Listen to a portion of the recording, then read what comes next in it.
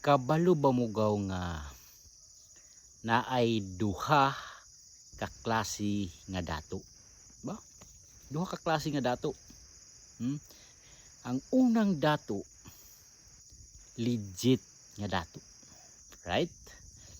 Ang ikaduha nga dato, kanang nagpakadato-dato lang. Nagpakaaron ingnon lang. Unsay kalahian aning duha ka klase nga dato? Right? Unahon nato sa legit nga dato or kanang pure jud nga dato. So unahon nato naghisgot ha.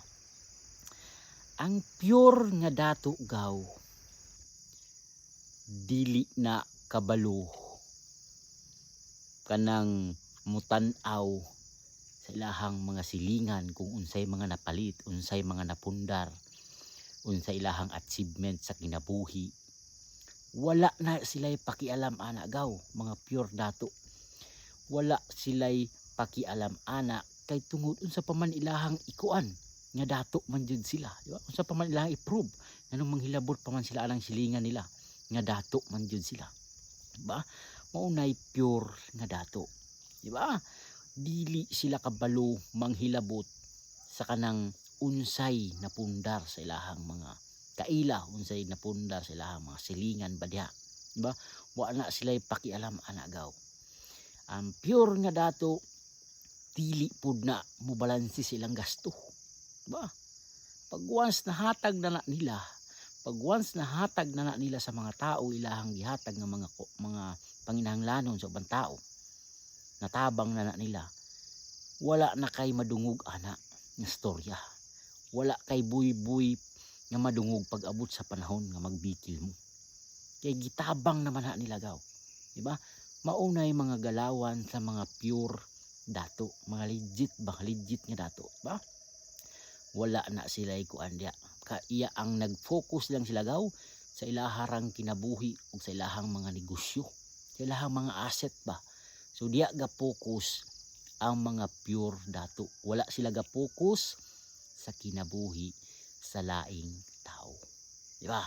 Karon okay na tada sa pure dato ha, sa legit nga dato. Didto ta karon sa nagpadato-dato. Di ba? Or ginatawag natong dato puti. Nagpaka kuan lang yun nga dato ba. Nagpadato-dato lang, di ba? So kaning nagpadato-dato, mauna sila'y kusog manghusga sa ilahang kisig kaingon. Kaning nagpadato-dato, mauna sila'y kusog maniid kung unsa imong na-achieve. Diba? Masuko sila kung naakay na-achieve. Masuko sila kung naakay napundar. Ginabantayan imong kinabuhi gaw. Kay nga naman, ang nagpadato-dato gaw, mahadlok na malabuan. Kay siyempre nagpadato-dato raman siya. Wala man yo'y kamatuuran diya nga legit siya nga dato. Nagpadato-dato lang, pakitang tao lang. Diba? So muna, pag naay ma-achieve na iyahang mga kaila diha, naay mapundar na iyang mga silingan diha, tingkag day ng ilong anak. No? Magkasa-kasa day na. Alo, sama na, malayo na. Dautan day ka anagaw, pangitaan day kag kuhan anak, mali. Pangitaan kag mali dayon. Kaya siyempre, kulba naman kayo na sila gaw. Mahadlok naman sila malabuhan. Diba? So, pero kitang mga pobre mga gaw, wala man tay plano pud manglabaw anang mga dato gaw. Kaya di na nato na sila makaya. Mga dato na bisag ka nang nagpadato-dato, di na wala naman tay plano manglamang anak sila. Kaya ganing ato agaw, malipay raman ta makakauntag sa katulo sa kaadlaw.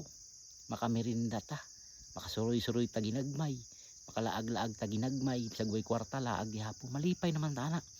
Ang ato ang mindset, wa man ta nag-ingon nga blabwa nato ning nagpadato-dato or kaning pure nga dato. Wala na sa itong hununa kay ngano. In the first place, di na ito na sila maabot. Kaya taas na kayo na silang lupad.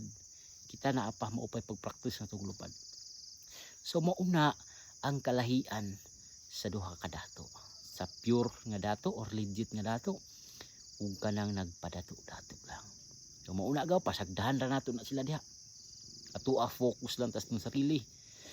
Padayon tas ng panginabuhi. At least wata giapakan nga laing tao para lang mo survive aning kalibutan na. Diba?